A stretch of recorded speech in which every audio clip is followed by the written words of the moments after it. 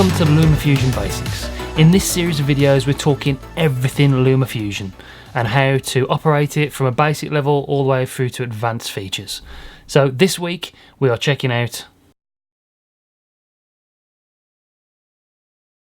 So today we're looking at something called the Breadcrumb. Now the Breadcrumb, if I can say it properly, is this bit up the top left hand side of the screen where you have all your files that you've downloaded onto your iPad or you're downloading from Dropbox.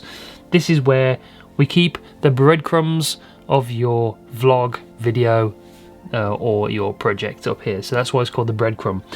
We're just going to explore the breadcrumb a little bit. I'll show you all the little things you can do in this little bit of the screen here, and we're starting with the photo album. So we can, this is a sources column, so we can upload from photos, we can download from files, Narbox. We jumped briefly into Narbox in the first episode. Imported story blocks, titles, transitions and music. So we touched briefly on this one in the first bit, so that is the first button there.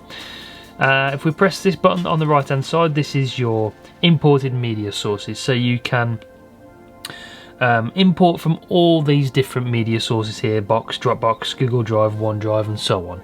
So this is where we download other footage into your Breadcrumb.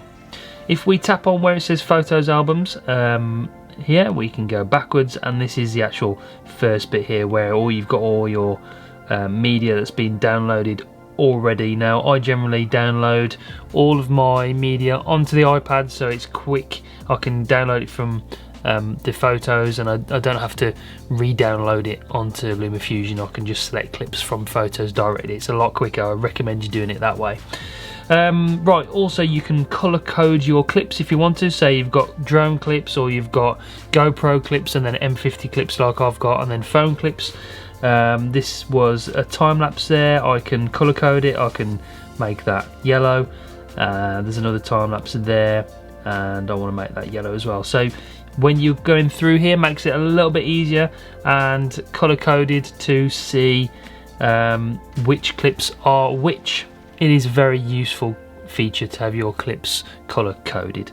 You can also select multiple clips to download onto the timeline, so I can press this little tick button there, and then I can select 1, 2, I've got 1 there, 2 and 3, and then you can hold on that one, drag them all down onto the timeline like so. So they're all down there now. Did that work? 1, 2 and 3. Yep. And then you drag them onto the timeline, and they're all down onto the timeline, which is very, very good.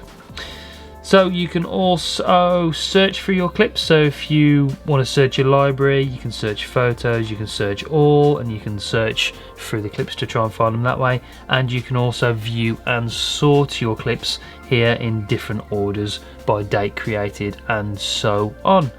And that is basically the Breadcrumb window. You can use it to however you want it. You try and find your style, the way you want to use it.